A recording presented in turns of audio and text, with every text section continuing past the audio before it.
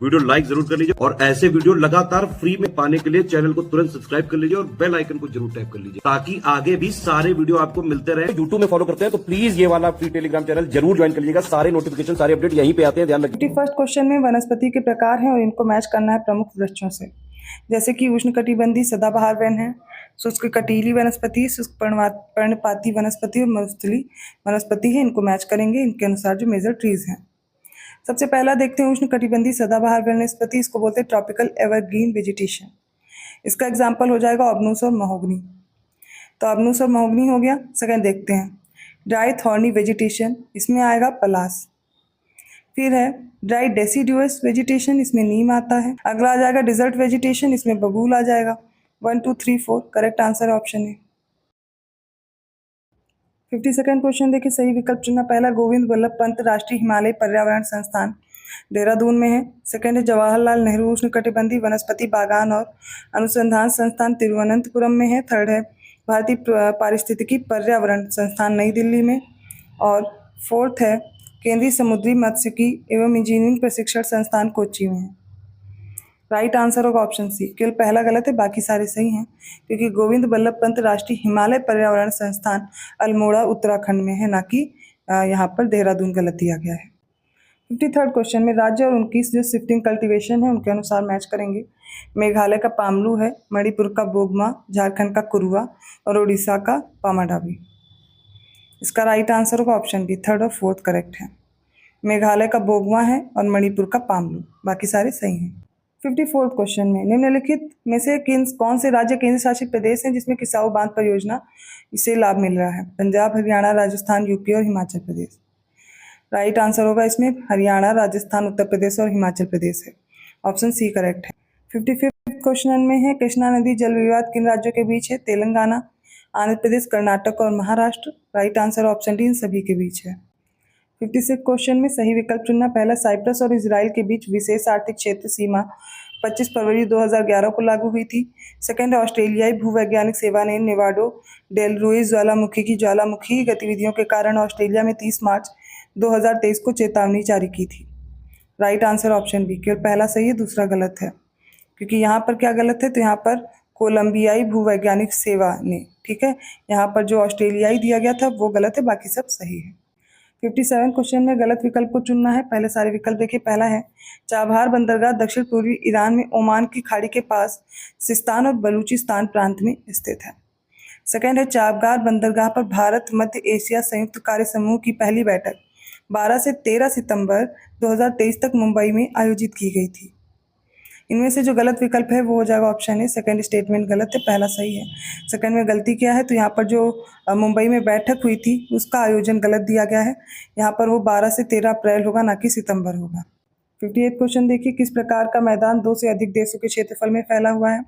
Option A Sindhu Ganga Brahmaputra का मैदान, B है होंगहो का मैदान, सी है इरावदी का मैदान और डी है मेकोंग का मैदान। राइट आंसर हो जाएगा ऑप्शन ए सिंधु गंगा ब्रह्मपुत्र का मैदान। ये भारत, पाकिस्तान और बांग्लादेश में है। बाकी होंगहो का चीन में है, इरावदी का कहाँ पर हो जाएगा? म्यांमार में, मेकांग का भारत और चीन में। अगला प्रश्न देखिए, सही विकल्प चुनना। पहला है बाल्टिक सागर डेनिश स्ट्रेट के माध्यम से अटलांटिक ओशन से जुड़ता है। सेकंड है विश्व प्रसिद्ध ग्रैंड कैनियन बांध और हूवर बांध कोलोराडो नदी पर स्थित है। थर्ड है 6 डिग्री चैनल जो है ये ग्रेट निकोबार को सुमात्रा द्वीप से अलग करता है। राइट आंसर ऑप्शन सी, तीनों करेक्ट। अगला प्रश्न देखिए, सही विकल्प चुने। पहला है कार्डमम पर्वत श्रृंखला केरल और तमिलनाडु में है, पलानी तमिलनाडु में है, अनामलाई पर्वत श्रृंखला केरल और कर्नाटक में और नीलगिरी पर्वत श्रृंखला तमिलनाडु, केरल और कर्नाटक में फैली है। इसका राइट आंसर होगा कार्डमम सही है, पलानी सही है, नीलगिरी सही है, अनामलाई गलत दिया गया है क्योंकि अनामलाई केरल और तमिलनाडु में फैला, ना कि कर्नाटक में। 61st क्वेश्चन में पहला कथन है तिब्बत में ब्रह्मपुत्र नदी को सांगपो नाम से जानते हैं। सेकंड है मोन जिले का लोंगवा गांव म्यांमार का एक हिस्सा जो उत्तर पूर्वी राज्य नागालैंड में स्थित है। थर्ड है बांग्लादेश में ब्रह्मपुत्र नदी को जमुना नाम से जानते हैं। राइट आंसर है ऑप्शन सी, तीनों करेक्ट है। 62nd क्वेश्चन, जोजिला पास, बनिहाल पास, फोटुला पास, खारदुंगला पास ये सभी किस हिमालय में स्थित हैं?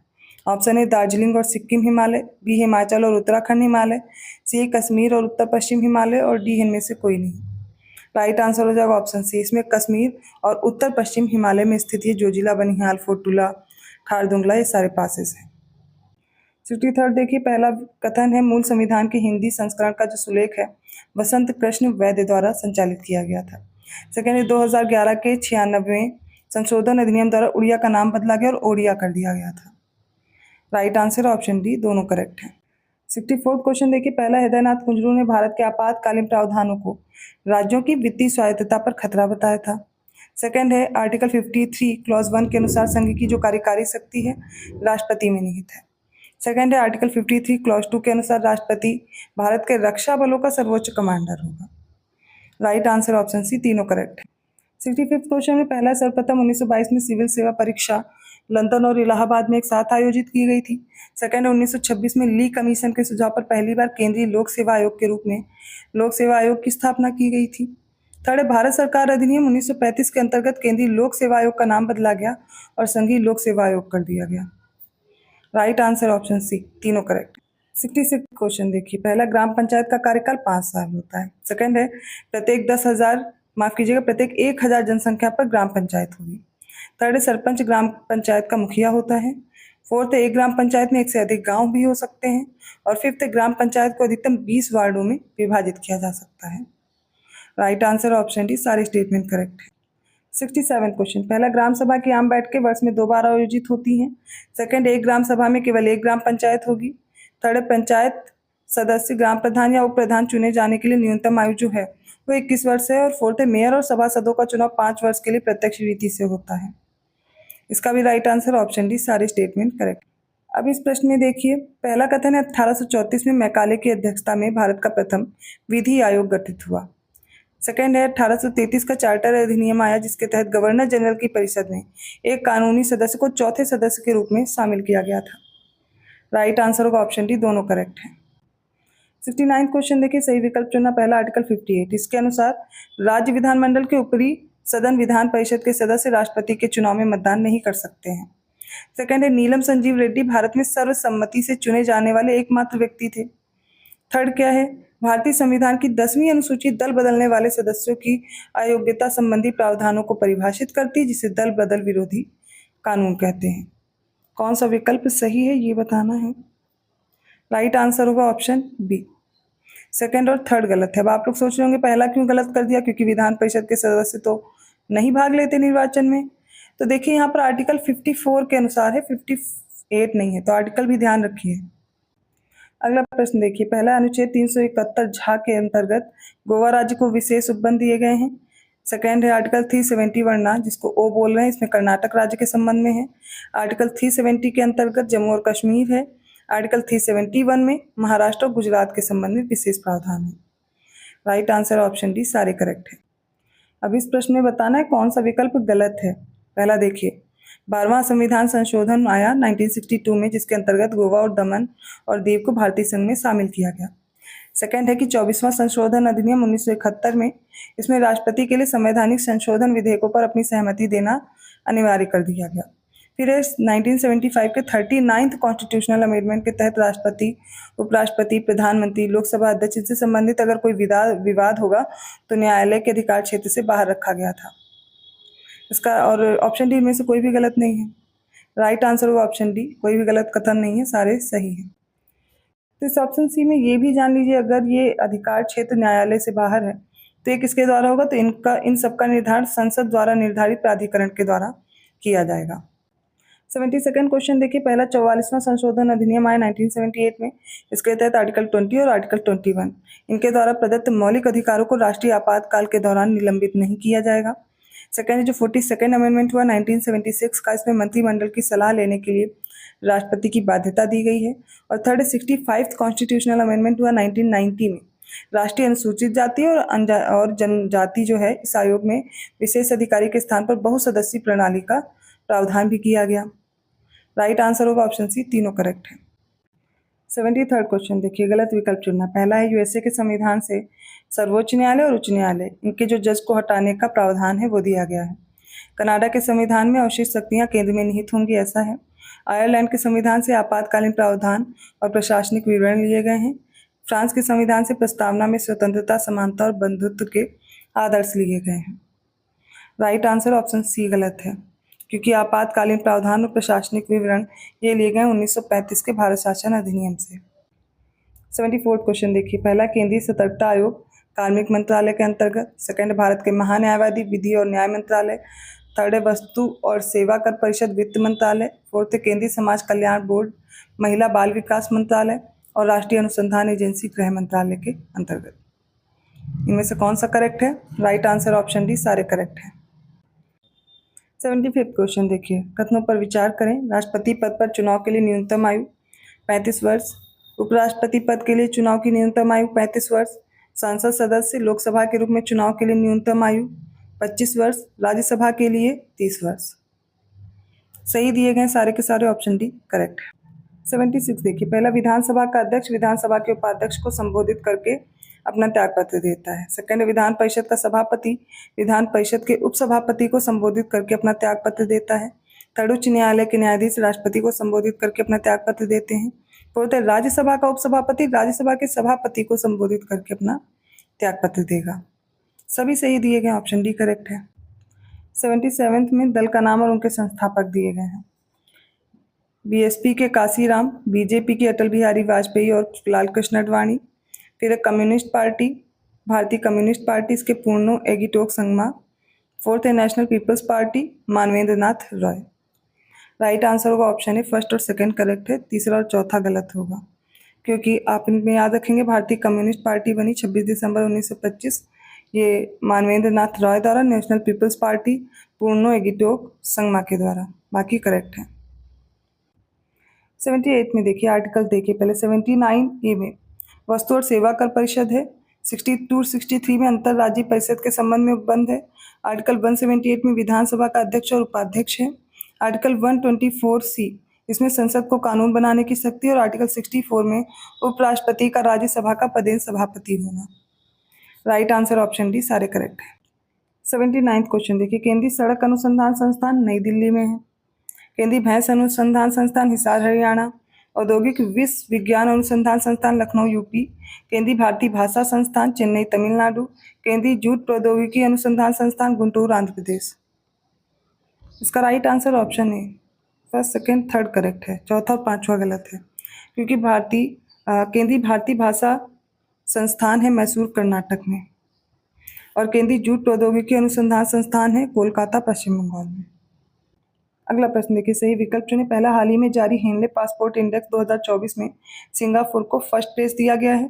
सेकंड, हाल ही में जारी हेनले पासपोर्ट इंडेक्स 2024 में जापान को दूसरा प्लेस, और इसमें इंडिया का 80वां स्थान है। इसका राइट आंसर ऑप्शन डी, तीनों करेक्ट है। 81 क्वेश्चन केंद्रीय बजट के बारे में है। पहला, वरिष्ठ नागरिक बचत खाता योजना में जमा की अधिकतम सीमा 15 लाख रुपए बढ़ाकर 30 लाख रुपए कर दी गई है। फिर है सेकंड, प्रधानमंत्री आवास योजना के अंतर्गत परिव्यय को 66% बढ़ाकर 79,000 करोड़ रुपए कर दिया गया है। राइट आंसर ऑप्शन सी, दोनों करेक्ट हैं। 82 क्वेश्चन में गलत विकल्प देखना है। बजट के अनुसार बताया गया है, प्रधानमंत्री सुरक्षा बीमा योजना के अंतर्गत नामांकन के मामले में यूपी फर्स्ट प्लेस पे है, और उत्तर प्रदेश में निर्गत जीएसटी पंजीयन की कुल संख्या के मामले में यूपी देश में प्रथम स्थान पर है। ठीक है, और प्रधानमंत्री स्वनिधि योजना के अंतर्गत यूपी फर्स्ट प्लेस पे है, या फिर इनमें से कोई भी गलत नहीं है। तो सारे सही स्टेटमेंट, इसलिए ऑप्शन डी करेक्ट होगा, कोई भी गलत नहीं। यूपी बजट के अनुसार सही विकल्प चुनना। पहला, राजकोषीय घाटा यूपी के सकल राज्य घरेलू उत्पाद का 3.84% था। बहुत इंपॉर्टेंट क्वेश्चन है, ढंग से याद कीजिए। फिर सेकंड है, राज्य का स्वयं का कर राजस्व यूपी के सकल राज्य घरेलू उत्पाद का 10.8% था। फिर है, कुल उधार और अन्य दायित्व यूपी के सकल राज्य घरेलू उत्पाद का 32.1% था, और राज्य का स्वयं का करेतर राजस्व उत्तर प्रदेश के सकल राज्य घरेलू उत्पाद का 1.0% था। राइट आंसर ऑप्शन डी सारे करेक्ट है। 84 क्वेश्चन देखिए, 7वीं उत्तर प्रदेश वन सर्वेक्षण रिपोर्ट 2021 के संबंध में सही विकल्प चुने। पहला, यूपी में एक भी पहाड़ी जिला मौजूद नहीं है, एक आदिवासी जिला है। सेकंड, यूपी में वन क्षेत्र के बाहर वृक्षों का जो विस्तार है वो है 13,096 वर्ग किलोमीटर। थर्ड है, उत्तर प्रदेश में 51 जिलों में अति सघन वन मौजूद नहीं है। फोर्थ है, राज्य के 4 जिलों में वन आवरण की दृष्टि से मध्यम सघन वन नहीं है। राइट आंसर ऑप्शन डी सारे करेक्ट हैं। 85 देखिए, पहला, वन आवरण में सबसे अधिक कमी सोनभद्र में दर्ज की गई। सेकंड है, झाड़ियों का सबसे अधिक क्षेत्रफल आगरा जिले में है। थर्ड, सबसे कम खुले वनों वाला जिला भदोही है। तीनों कथन सही हैं, ऑप्शन सी राइट है। 86 क्वेश्चन देखते हैं नवीनतम ऊर्जा सांख्यिकी 2023 के संबंध में। पहला, भारत चीन और अमेरिका के बाद विश्व में बिजली का तीसरा सबसे बड़ा उत्पादक है, मतलब भारत चीन और अमेरिका के बाद है। सेकेंड, वैश्विक स्तर पर भारत नवीकरणीय ऊर्जा की क्षमता में चौथे प्लेस पर है और विश्व स्तर पर भारत सौर ऊर्जा की क्षमता में चौथे प्लेस पर है। फिर बात की जाए नवीकरणीय ऊर्जा स्रोतों की स्थापित क्षमता के स्थान से, तो राजस्थान फर्स्ट प्लेस पर है।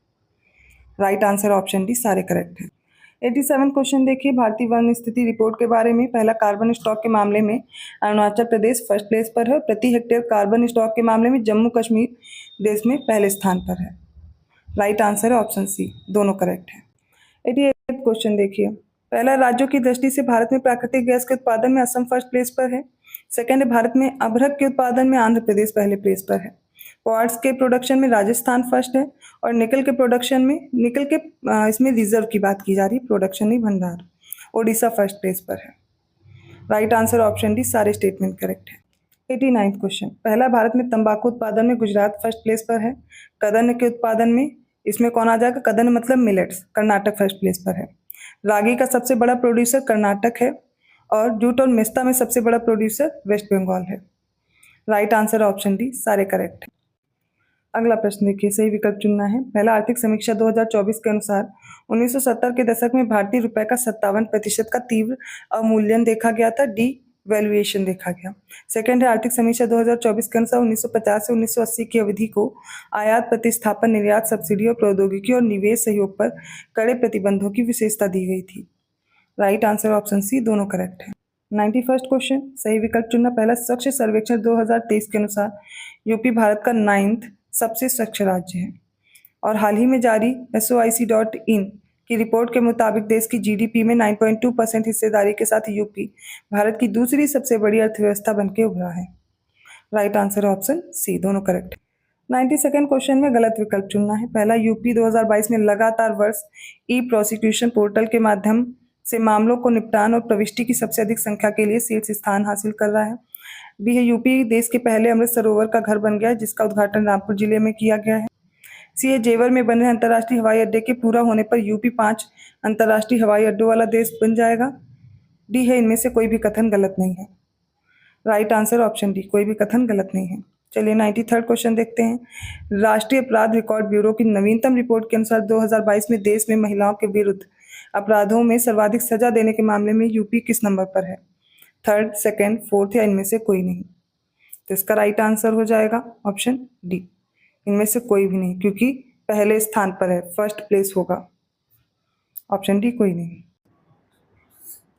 94th क्वेश्चन है, निम्नलिखित में से सही विकल्प चुनें। पहला, प्रधानमंत्री किसान सम्मान निधि योजना के क्रियान्वयन में उत्तर प्रदेश फर्स्ट प्लेस पर है। सेकंड, इथेनॉल के प्रोडक्शन और आपूर्ति में यूपी फर्स्ट प्लेस पर है। थर्ड है, गन्ना और चीनी के प्रोडक्शन में यूपी फर्स्ट प्लेस पर है।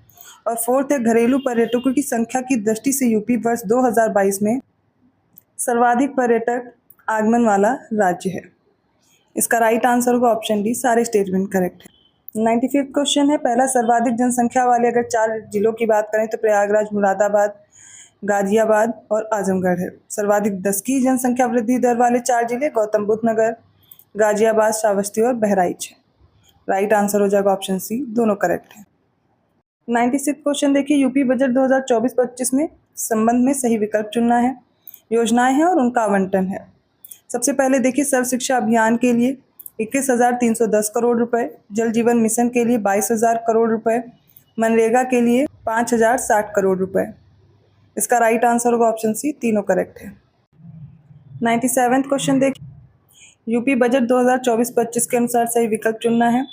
पंचायती राज के लिए 21,197 करोड़ रुपए, पुलिस विभाग के लिए 39,516 करोड़ रुपए, ग्रामीण विकास के लिए 25,409 करोड़ रुपए और प्राथमिक शिक्षा के लिए 76,035 करोड़ रुपए आवंटित किए गए हैं।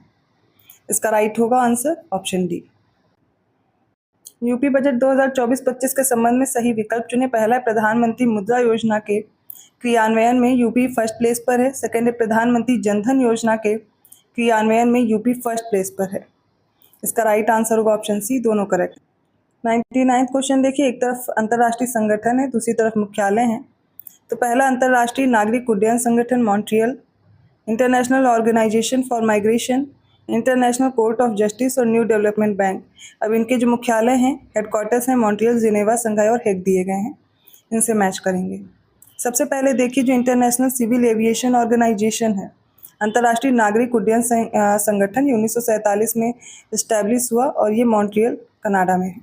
इंटरनेशनल ऑर्गेनाइजेशन फॉर माइग्रेशन 1951 में बना, जिनेवा स्विट्जरलैंड इसका हेडक्वार्टर हो जाएगा।